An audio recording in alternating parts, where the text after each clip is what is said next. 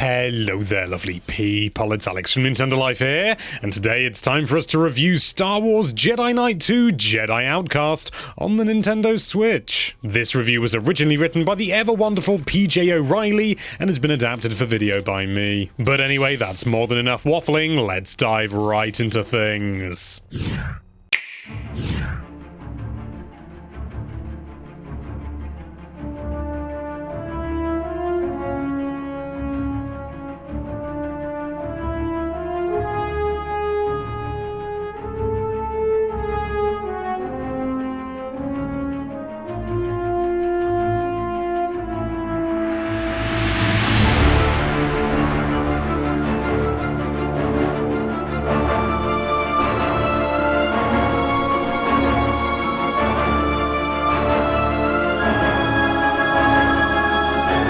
The Switch is finally getting itself some Star Wars game, with last week's release of the rather excellent Star Wars Pinball being quickly followed by this, a bare-bones port of 2002's Star Wars Jedi Knight 2 Jedi Outcast. Quite rightly regarded as one of the very best Star Wars games, certainly in terms of its amazing lightsaber combat and surprisingly engaging story, it lands here sans its multiplayer component, but at a rather attractive budget price. So, 17 years after it first released, how has the single-player campaign aged, and is it still worth your time and/or money? Well, let's get the negative stuff out of the way first. For around the first 4 to 5 hours of your adventure as badass intergalactic mercenary Kyle Katarn, things are pretty bad. However, just as much can be attributed to a deeply problematic and badly judged start to proceedings that was just as annoying back in the day as it is now. This is a game that locks everything that made it so highly rated behind a long and arduous trek through some very poorly designed opening levels full of terrible puzzles and awkward gunfights against dodgy enemy AI. Things kick off with Kyle and his partner Jan Ors investigating a supposedly deserted Imperial outpost on the planet of Kijim. It is, in fact, manned by a rather large garrison of Imperial forces, and armed with only a selection of uniformly banned guns and thermal detonators with a laughably tiny blast radius, it's up to you to face off against this army of brain-dead stormtroopers who constantly zigzag around in front of your blasters, making them nigh on impossible to shoot. The pew-pew action here really is quite poor, something that isn't in any way helped by the addition of motion controls, and until you find some way to reliably deal with your enemies that works for you, PJ prefers to charge, strafe and stun them as much as possible, whilst me personally, I just like to stand still at a distance and let them miss me. But until you get all that nailed down, you will die a lot. Your opponents in this first few hours with the game will run right at you, blasting away with no regard for their own personal safety, and quite often attack you en masse so that almost every encounter leads to you clinging to the very last remnants of your health and shields, a situation compounded by the dearth of health packs scattered throughout stages. Played with a mouse and keyboard on PC, these early combat sections weren't such a massive and clumsy pain, but with the console controls, they are an uphill battle. We can't stress enough that you will really have to strap yourself in for a very tough time, save scumming like you've never save scummed before in order to finally get to the point where Kyle hooks up with Luke Skywalker, gets his lightsaber, and starts unlocking some of his Force abilities. Early combat problems are also compounded by archaic level design, and you can really see how the basic language of video games has drastically and fundamentally changed over the past 17 years. Some of the puzzles, random guesswork, and head-scratching leaps of faith expected of you here make absolutely no sense to modern gaming sensibilities. Levels are full of locked doors which require switches to be pushed in order to progress. That bit's not that interesting. What is interesting, though, is that some of these switches are almost impossible to find due to chronically bad placement.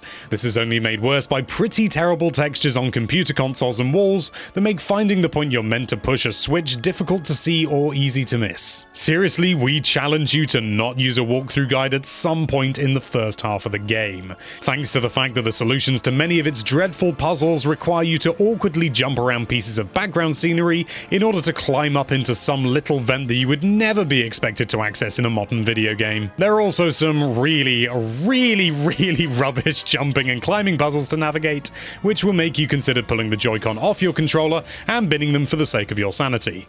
Assuming you don't play on a light, in which case that would be very, very bad. However, once you've slogged your way through the first 5 levels worth of this torture, arrived at the Valley of the Jedi, awakened those Force powers, and got your hands on that sweet, sweet lightsaber, things really do turn around. Well, there's still the small matter of some very annoying snipers in Nar Shaddaa, but once you deal with this final humiliation, we promise things really do turn themselves right around, because Star Wars Jedi Knight 2 Jedi Outcast has the best lightsaber combat in any Star Wars game to date. Even after all this time, it's still fantastic. It's a surprisingly deep and sophisticated take on the Jedi's signature combat style that makes every fighter delight to slice your way through. The enemies who so frustratingly zigzagged your useless laser fire earlier on now become an endlessly hilarious barrage of saber fodder, and the catharsis of deflecting stormtrooper fire back where it came from and generally dancing a merry Jedi dance of death through all and sundry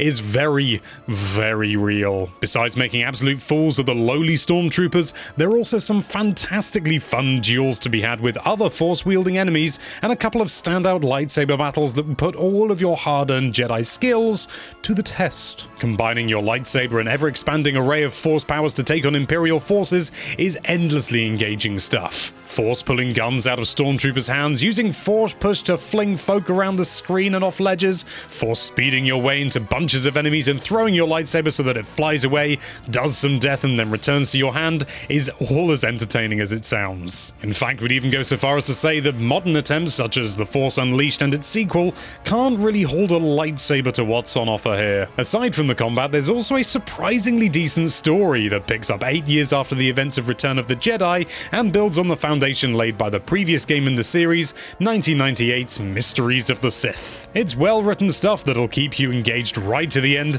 and is helped along by the liberal use of sound effect from the films, John Williams' incomparable score kicking in all the right places, and even Billy D. Williams popping up in his role as the dashing Lando Calrissian. As we've already mentioned, the Switch port is bare-bones stuff. This is the 2002 game served up exactly as it was back then, and it's missing the online component that was a real riot owing to the never-endingly appealing nature of player versus player lightsaber duels. Motion controls and HD rumble are thrown in, and you can adjust the sensitivity of your horizontal and vertical movement, but we really didn't see that made much of a difference. This is a game that always plays better on PC. Having said that, the controls here do their job perfectly fine as long as you're not trying to use a gun like you are for the first 4 or 5 hours. In terms of graphics, it's obviously a bit of a mixed bag at this point, but some areas do stand up surprisingly well, and overall this is still a decent enough looking game with that sort of retro charm to it. Finally, and unfortunately, we did run into a bug on a few occasions during our review that saw attempting to load certain saves crashing the game back to the Switch home screen, which is obviously not a good. We'd advise you save as often as possible so you don't lose a bunch of progress, especially in those painful opening hours. Star Wars Jedi Knight 2 Jedi Outcast has an opening 5 chapters that will test your patience to its absolute limit. In some ways, this is due to its age, and in others, it's just bad design coupled with the odd decision to hold back the game's best aspects for such a long time. This poor pacing is one thing standing in the way of giving this a hearty recommendation. However, if you think you've got the fortitude to force push on through to the good stuff, a trial worthy of Yoda himself, you'll be handsomely rewarded with some top-notch Star Wars action. It's a real shame the multiplayer fun has been excised here, and we did run into that save file bug, but all in all, if you can persist with the dark, you'll be rewarded with the light, and for at least half of its duration, this old classic is still just about as good as Star Wars games ever got.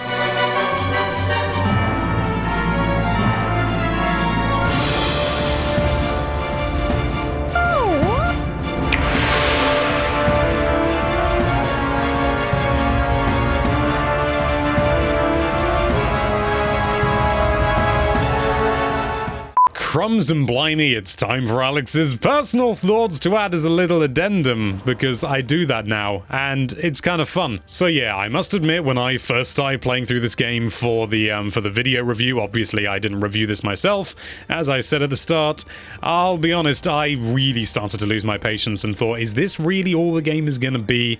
And then of course I found out, you know, after reading the review, only like less than a day ago, at the time of recording, that there's all this this lightsaber stuff, and I was like, well, that's what I wanted.